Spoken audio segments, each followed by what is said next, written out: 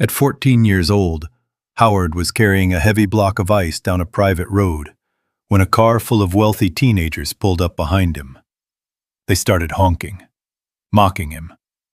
One of them even threw a can at him.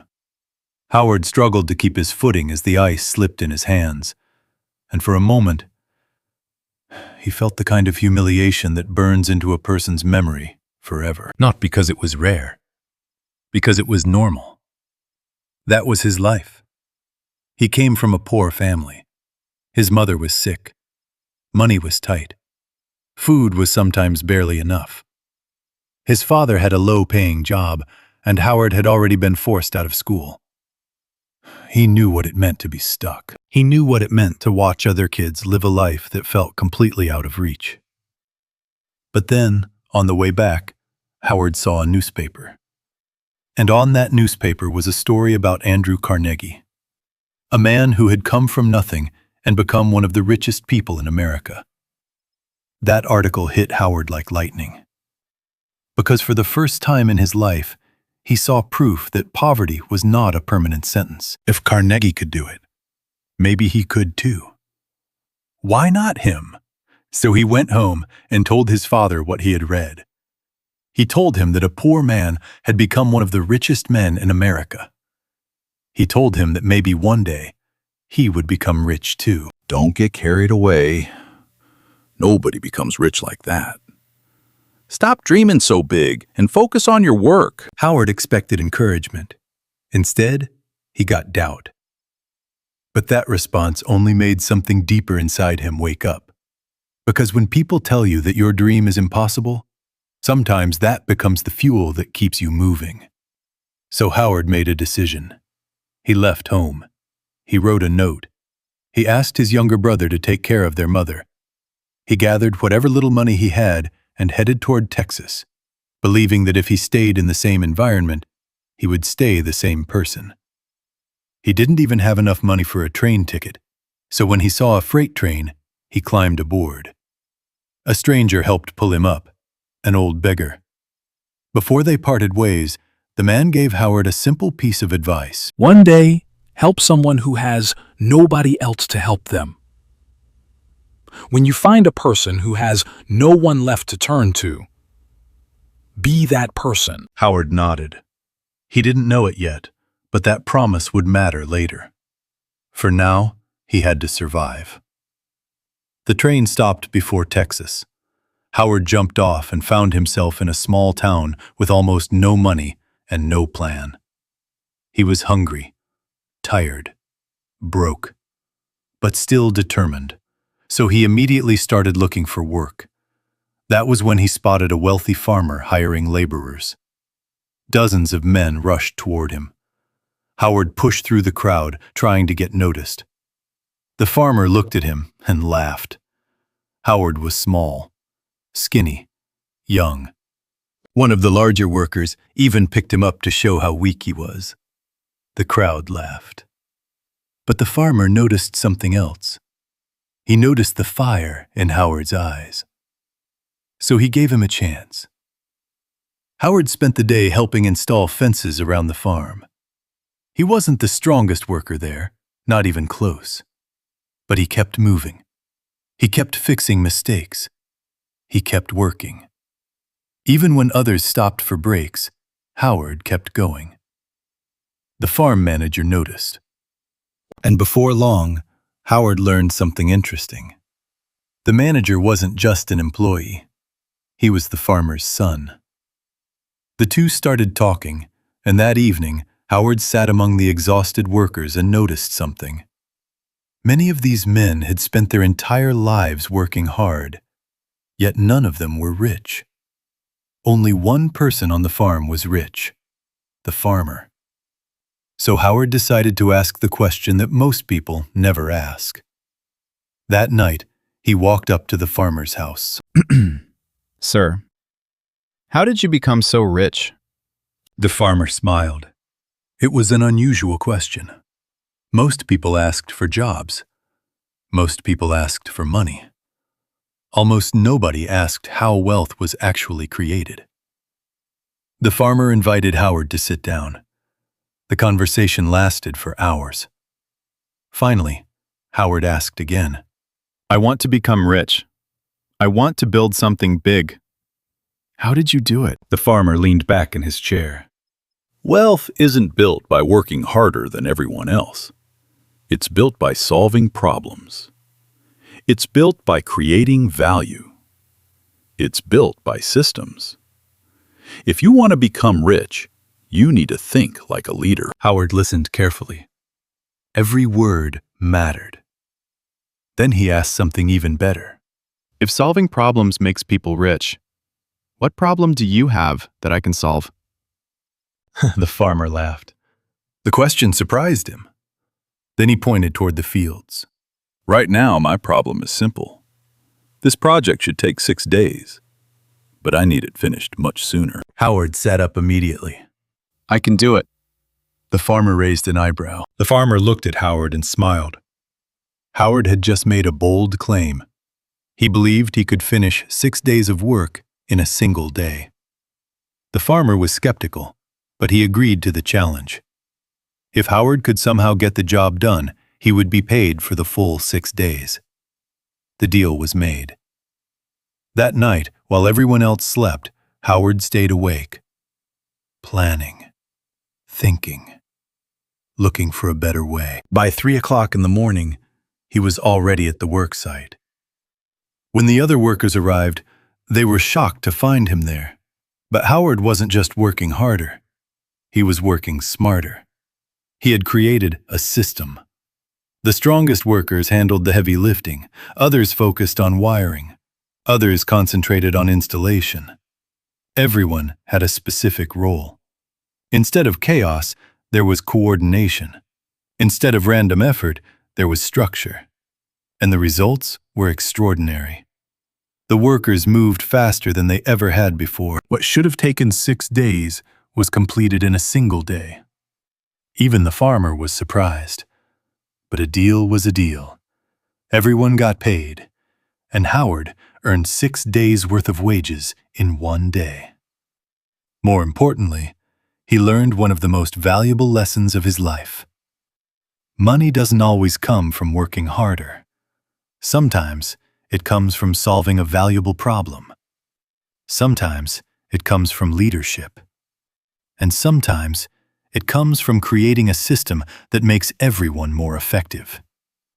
For the first time, Howard understood the difference between labor and leverage. Howard had learned how to make money by solving problems. Now he wanted to find the biggest problem he could solve next. That search led him to oil. At first, it was nothing but risk. He leased land. He drilled. He failed. Then he drilled again. He failed again. And again. For a long time, it looked like Howard was chasing a dream that refused to become real. But he kept going. He stayed disciplined. He kept looking for the next clue, the next break, the next opportunity. Then one day, while playing with his son, Howard noticed something small that changed everything. His son threw a ball with perfect timing and confidence, almost like he was showing his father a better way to do something. That moment made Howard stop and think. He had been trying to build an oil business without always relying on the people who knew the land best. He had been taking the risk, but not always using the best expertise. So this time, he did something different. He brought in a geologist, someone who understood the land, someone who could read the ground better than he could. The geologist studied the property carefully, and at last they found the spot. Howard ordered the drilling. Then everything changed. Oil finally came up. For a man who had spent years chasing uncertainty, it felt like a miracle. He ran to his wife, covered in oil, full of joy. His family came running too. After years of struggle, Howard had finally hit the kind of breakthrough most people only dream about. But success has a strange way of inviting new problems. The landowner came back and claimed the oil had never been included in the lease. A legal fight began. Howard had to protect everything he had built, so he hired the best lawyer he could find. The other side tried to fight too, but Howard's side was stronger, smarter, and better prepared. The case collapsed before it could really go anywhere. Howard won. And with that, the oil business expanded. The machines kept working. The wells kept producing. Money kept flowing. Howard was no longer just surviving. He was becoming wealthy. Very wealthy. But he still was not where he wanted to be. He wanted more than success. He wanted the next level. And that next level was refining. Howard understood that drilling for oil was only part of the game. The real money was in controlling more of the process, so he moved into the refinery business. He found a refinery that was struggling and made an offer. The owner did not rush. He waited. Howard waited too. Days turned into weeks, and while all of that was happening, Howard's personal life began to change in ways he had not expected. The bigger his business became, the more distance he felt at home.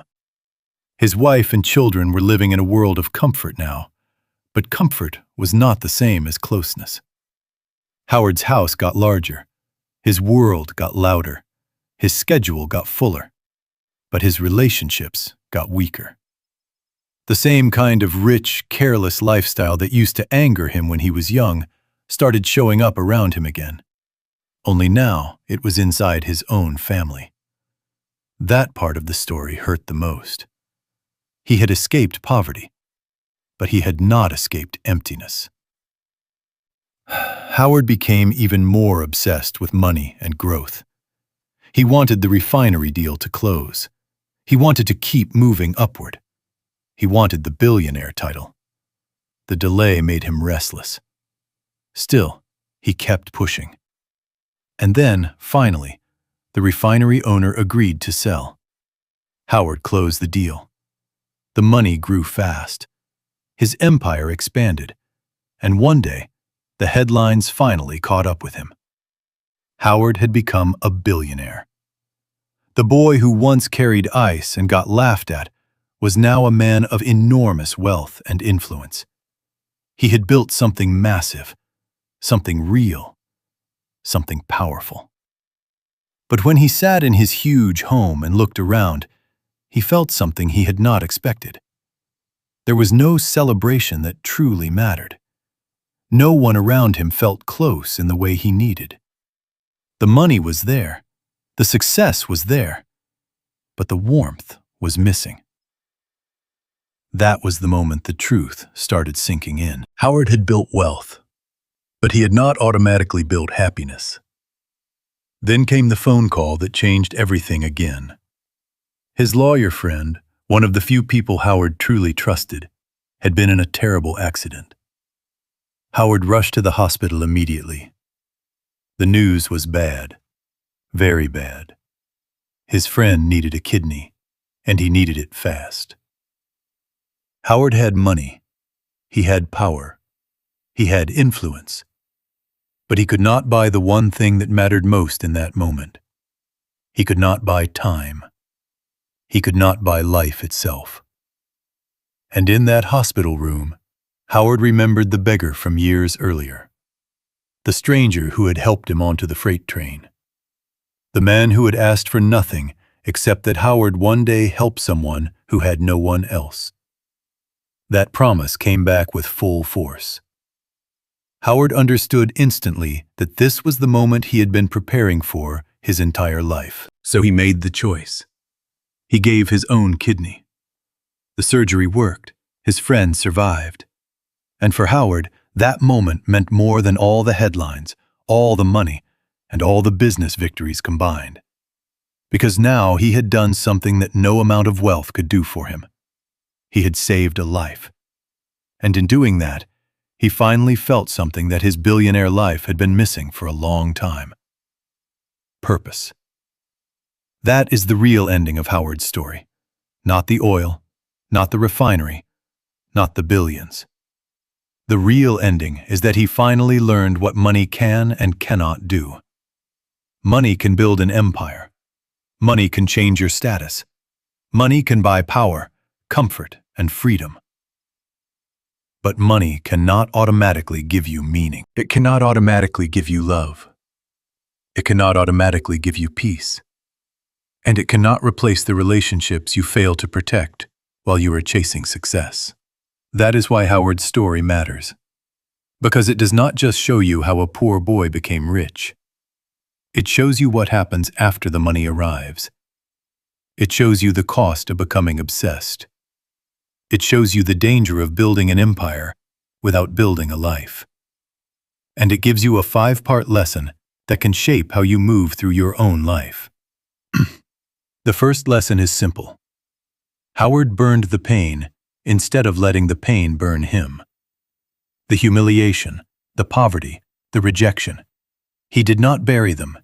He used them. He let them become fuel. The second lesson is that he rewired his identity. He stopped seeing himself as a poor kid with no future. He started seeing himself as someone who could build something bigger. The third lesson is that he asked better questions. He did not waste time on small thinking. He asked rich people how they got rich. He asked what problems he could solve. That changed his direction. The fourth lesson is that he validated through action. He did not just collect ideas. He tested them. He organized people. He built systems. He acted. And the fifth lesson is that he endured delayed rewards. He stayed patient when the results did not come fast. He kept going through failure, uncertainty, and long waiting periods. That patience is part of what made the whole journey possible. And then there is one final lesson, the one that sits above all the others. Money is powerful, but it is not the finish line. Wealth is useful, but it is not the full answer. Howard became rich enough to buy almost anything.